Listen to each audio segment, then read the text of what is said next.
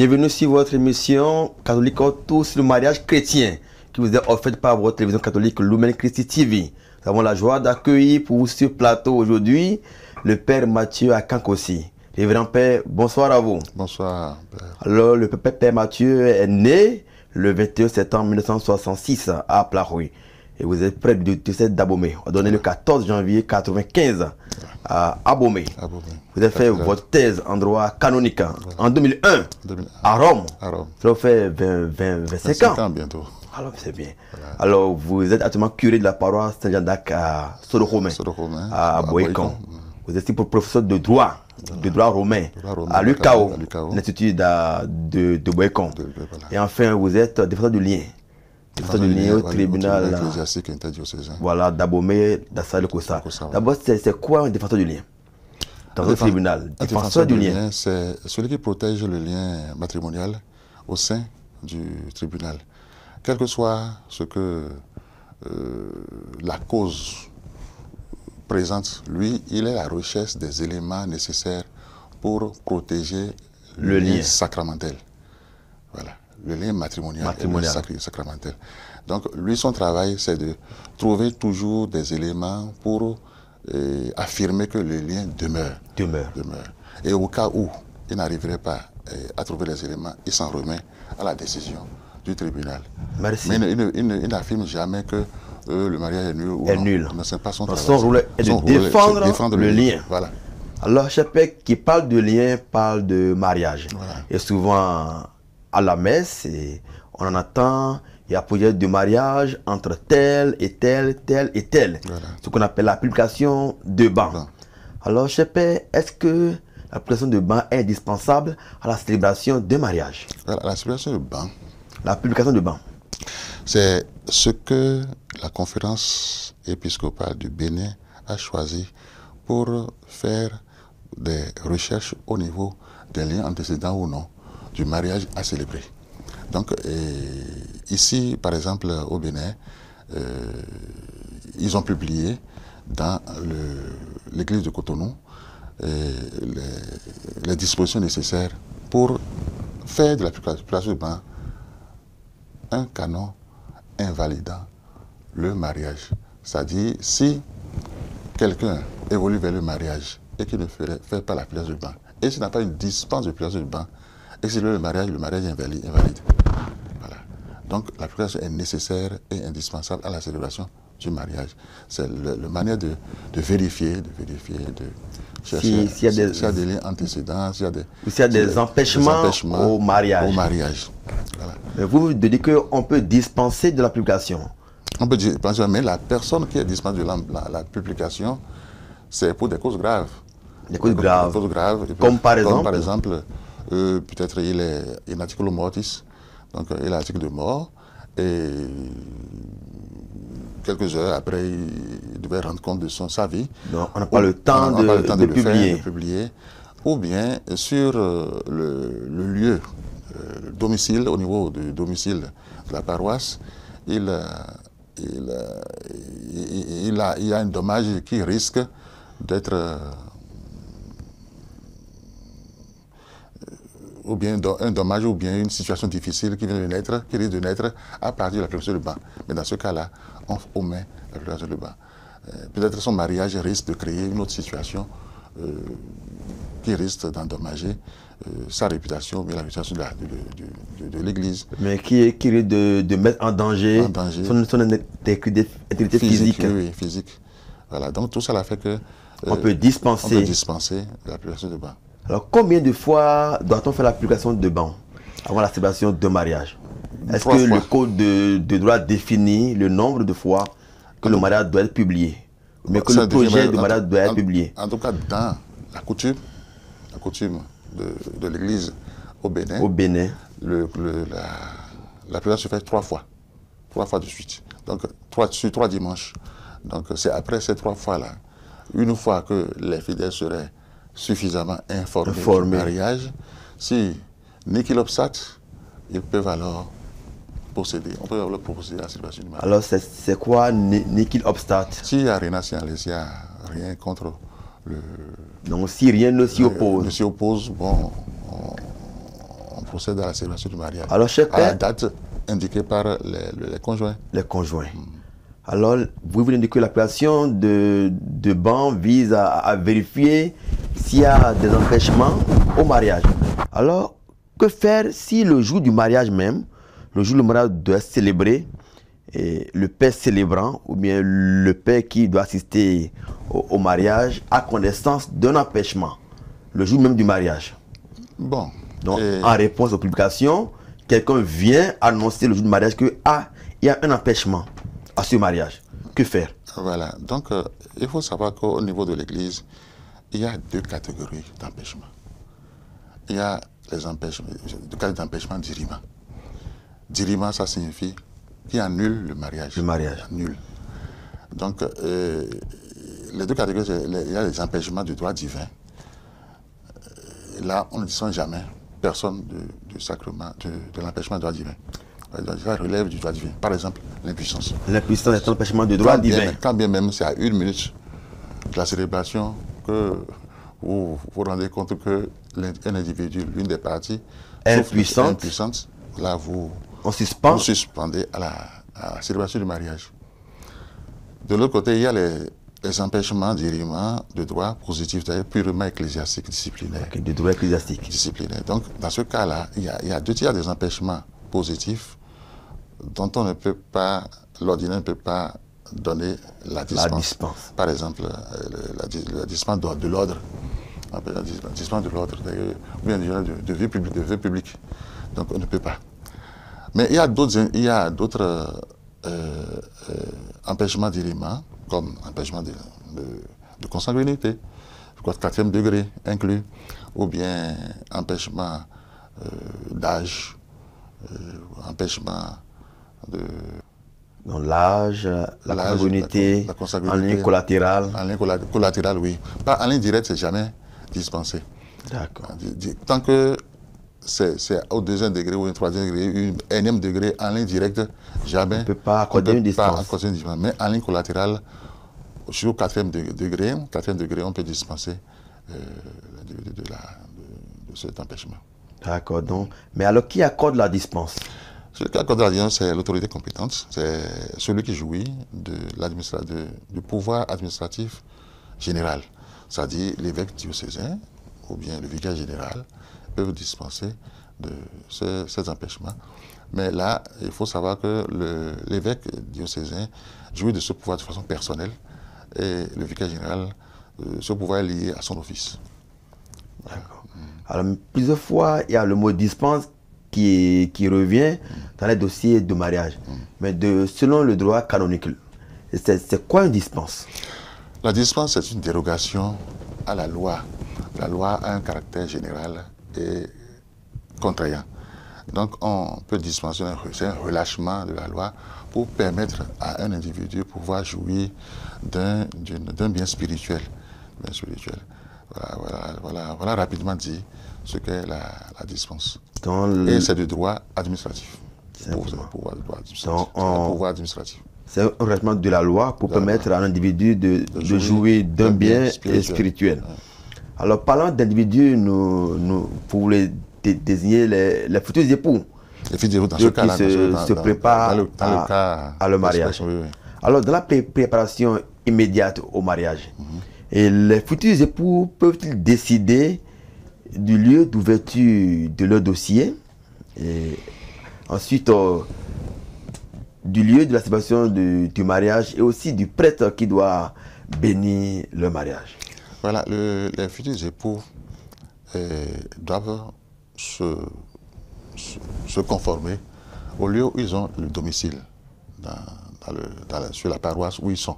Ils ont le domicile. Donc, s'ils dépendent d'une paroisse, ils se réfèrent à cette paroisse-là pour pouvoir qu'on étudie le dossier, qu'on prépare le dossier, qu'on les suive sur le cheminement et qu'on les prépare même spirituellement avec un accompagnement spirituel au mariage. Mais par contre, quand il s'agira du prêtre à choisir, ils sont libres de choisir qui il veut. Mais d'office, le curé, c'est lui qui est indiqué pour célébrer le mariage. Il n'a même pas besoin de faculté. Mais si c'est une personne autre que le curé qui doit célébrer le mariage, il a besoin de la faculté du curé pour pouvoir célébrer ce mariage, la faculté ad validitatem. Par contre, pour le lieu de célébration de mariage, ils ont besoin de la licence du curé ou de l'endroit où ils veulent célébrer le mariage. Pour que tout ça, ça c'est la licéité, ça ne touche pas la validité du mariage, mais la licéité, c'est licite. Donc, licite, c'est une permission. Donc ça ne touche pas la validité du mariage. Le mariage est valide, mais ça peut ne pas être illicite. Ça peut ne pas être licite. C'est dans ce cas-là que c'est la figure de cas que nous trouvons. Dans ce... A priori, c'est le lieu où ils ont domicile. Où ils ont domicile. Et qui doivent ouvrir le dossier de mariage. Voilà. Mais est-ce que pour des cas graves, ils peuvent avoir l'autorisation d'ouvrir le dossier de mariage ailleurs que le lieu de domicile? Dans le diocèse, nous trouvons ici à Cotonou, c'est absolument le lieu du mariage, le lieu où ils ont domicile. Est-ce que le code de droit prévoit une disposition régulière? Bonne disposition que je sache, je ne puis pas le dire. Il faut aller vérifier. Vérifier d'abord. Vérifier d'abord pour ne pas avancer tout de suite. Et dans quel cas ça se fait. D'accord. Donc pour l'ouverture du dossier, c'est le lieu de domicile. Domicile, voilà. Ou de quasi-domicile. Voilà. Maintenant, par rapport au lieu de célébration, il peut choisir. Ils peuvent choisir. Ils ont la possibilité de faire un choix par rapport au célébrant, à l'assistant du mariage, par rapport au lieu où ils veulent célébrer, ils désirent bien célébrer le mariage. Ça leur est accordé. Mais est-ce qu'il y a des conditions pour que cette permission leur soit accordée? Particulière? Oui. Non, mais s'ils veulent, c'est un parent à eux qui veut célébrer le mariage, ou bien c'est une connaissance, ou bien celui qui leur a fait le baptême. Ou bien, il y a plusieurs... Supposons que le dossier a été ouvert dans le dossier d'Abomey. Voilà. Les époux souhaitent célébrer leur mariage à la cathédrale de Cotonou. Mais dans ce cas-là, quelle démarche adopter pour que ce mariage soit ouvert à Abomey et soit célébré à Cotonou? Donc, il faut savoir que ce mariage-là, supposons, est ouvert, le dossier est ouvert à la cathédrale d'Abomey. Et maintenant, c'est le curé propre, c'est le curé de la cathédrale d'Abomey. Donc, c'est lui qui a juridiction sur le mariage. D'accord? Maintenant, s'il veut célébrer le mariage à Cotonou, à la cathédrale de Cotonou, là, il faut faire les démarches, écrire une lettre, faire une demande et envoyer la demande à celui de Cotonou qui leur donne la licence pour pouvoir célébrer le mariage. Et il faut souvent procéder par écrit, c'est beaucoup mieux. Parce qu'après coup, quand le mariage faillit, l'étude des dossiers permettrait de retrouver s'il y a des failles ou s'il est là et pouvoir justifier. Oralement, c'est toujours hasardeux. Alors, par rapport au prêtre qui doit assister au mariage, les époux ont aussi le choix de choisir un prêtre qu'ils veulent. D'habitude, ils ne choisissent pas. Ils se contentent de leur curé. Mais si, de façon particulière, ils souhaitent vraiment avoir célébrer le mariage, avoir l'assistance d'un prêtre autre que leur curé, ou bien un prêtre ami à leur famille, ou bien une connaissance, ou bien celui qui a célébré le mariage, leur baptême. Il y a plusieurs possibilités. La marge est assez large. Donc, on peut leur accorder ça aisément, tant que le prêtre n'est pas sous le coup d'une sanction canonique. Voilà. Alors, parlant de mariage, il y a la question de fond, mais aussi la question de forme. Alors, cher père, qu'appelle-t-on, qu'est-ce que le droit entend par forme canonique du mariage? Le droit canonique entend par forme canonique trois éléments. Premièrement, l'assistant mariage. L'assistant au mariage. Celui-là qui reçoit le consentement, l'échange de consentement au nom de l'Église, qui fait la demande et qui le reçoit au nom de l'Église. C'est l'assistant au mariage. Il y a les époux, les conjoints, qui sont d'ailleurs eux-mêmes les ministres du sacrement. Le mariage. Et puis les témoins du mariage. Les témoins du mariage. C'est le minimum nécessaire pour Parce qu'en droit, il y a toujours, on pense toujours à des solennalités. Des solennalités dans des actes pour pouvoir s'assurer d'un certain nombre de choses. Donc c'est cette solennité, c'est le minimum qu'il faut. Peut-être qu'à un mariage, il y a 1000 personnes, il y a 2000 personnes. Mais tout au moins, le minimum nécessaire que nous devons avoir et qui ne manquerait pas à un mariage canonique, c'est l'assistant au mariage, les deux conjoints et les témoins du mariage. D'accord. Donc, pour que la forme canonique soit respectée. Et sans la faire, s'il y a vice de forme, le mariage est invalide.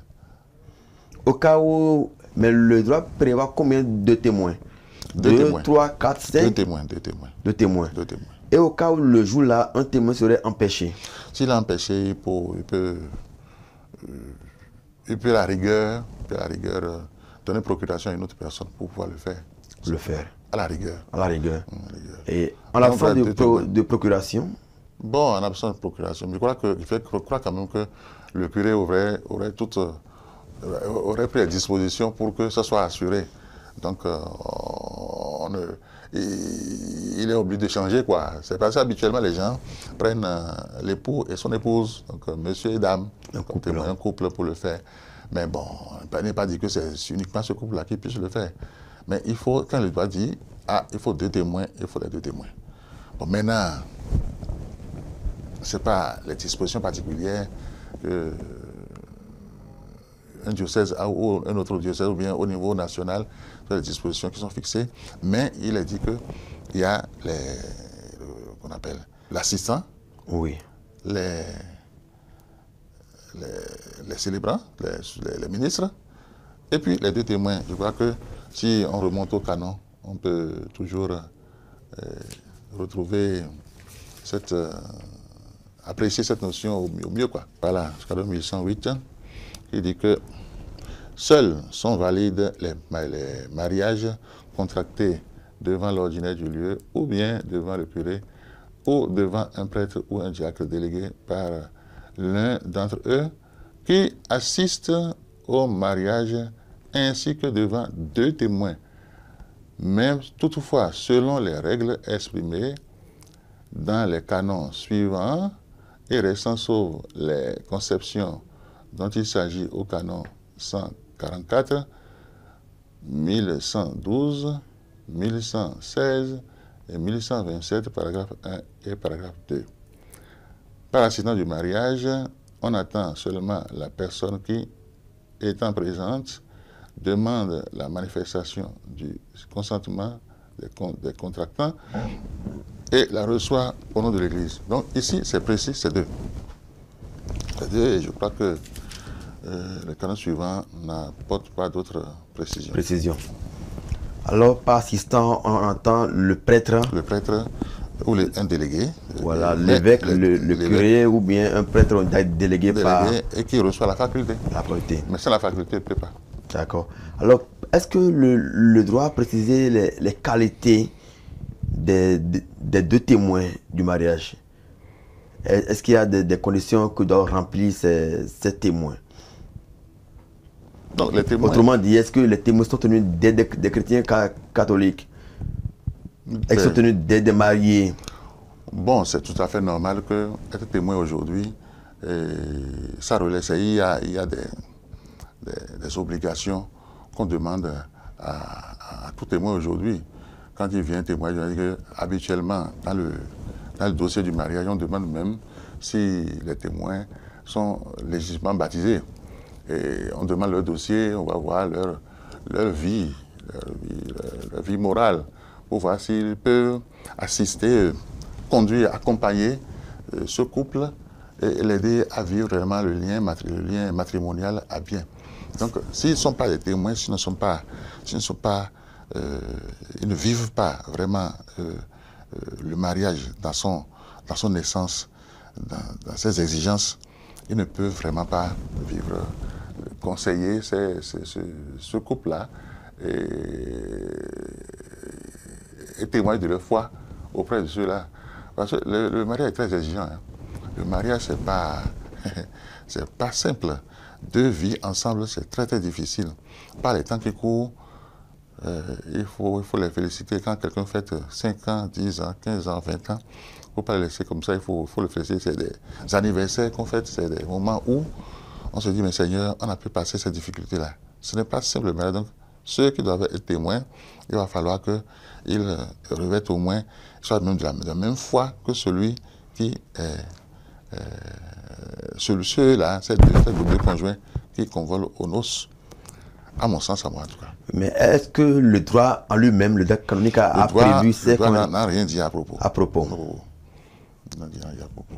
D'accord. Il est comme avec les critères, que le témoin doit avoir, les qualités que le témoin doit avoir. Mais au niveau pastoral, je crois quand même que depuis jusque-là, on a tenu compte de ça. Par contre, pour la validité du mariage, est-ce qu'on a besoin vraiment que la personne soit un homme de... On est en train de parler de la forme. Et témoins, ils ont témoigné, c'est donner la preuve que le mariage a été célébré. Telle et telle personne ont célébré le mariage tel jour, à tel moment, à tel moment de leur histoire. Voilà. Ils témoignent. Du fait aussi que le mariage, c'est une institution publique. Ce n'est pas laissé, c'est pas privé. Étant donné que c'est public, tant au niveau civil qu'au niveau canonique, il va falloir tenir compte de ces paramètres-là pour pouvoir... Mais pour dire vrai, pour le caractère juridique du fait même, je dirais qu'il nous faut 2 témoins. On n'a pas dit que ces témoins-là doivent être nécessairement chrétiens, mais 2 témoins. Mais après coup, c'est tout à fait normal que si l'individu célèbre le mariage dans l'église et que nous savons tout ce que ça revêt comme principe de propriété essentielle, fin essentielle du mariage, le mariage en soi, tout le reste, il va falloir qu'ils aient non seulement un témoin ce jour-là, mais qu'il l'ait pour toute la vie. Puisque j'estime que le mariage, c'est l'un des sacrements in fieri, le sacrement in facto esse.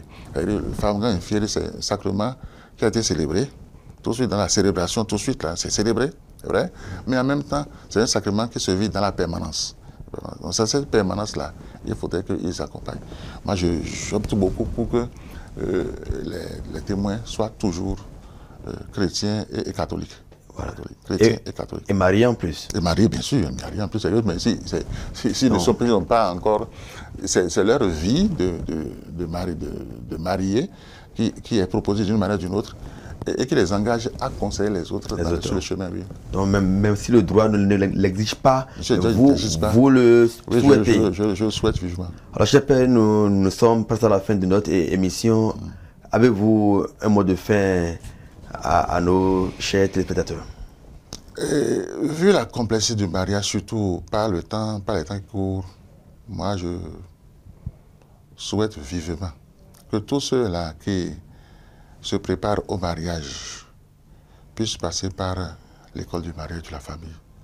Vraiment, ils prendront conscience de la vie du mariage et seront beaucoup plus épanouis, beaucoup plus rayonnants dans leur vie matrimoniale. Parce que sortant du milieu féodal où nous étions, voir un peu toute la richesse qu'on dit, notre foi au sein du couple et de l'Église, la famille étant une Église domestique, je crois que c'est toujours mieux pour eux de passer par ces écoles pour avoir certaines notions, certains réflexes déjà avant de s'engager dans le mariage. Voilà le mot de Dieu. Merci, cher Père. Alors, nous avons eu la joie d'accueillir pour vous cette émission le Père Mathieu Akank aussi, qui est canoniste du diocèse d'Abomey, défenseur du lien au tribunal interdécésaire d'Abomey, le COSA et d'Assa, professeur de droit romain à l'UCAO, unité de Boécon. Il nous a fait faire le tour des détails dans la préparation du mariage, depuis la publication, les empêchements, la dispense et aussi le lieu de célébration d'ouverture du dossier de mariage. Et il a fini par nous dire un mot sur les témoins, sur la forme canonique donc, qui regroupe les témoins du mariage, le prêtre qui bénit le mariage et puis les ministres eux-mêmes du mariage que sont les époux. Cher Père, merci infiniment d'avoir éclairé, bien sûr, nos chers téléspectateurs, sur ces préparatifs immédiats au mariage. Nous espérons que d'ici là encore, vous reviendrez pour d'autres questions sur le mariage. Merci et beaucoup. à la fois prochaine. À la fois prochaine.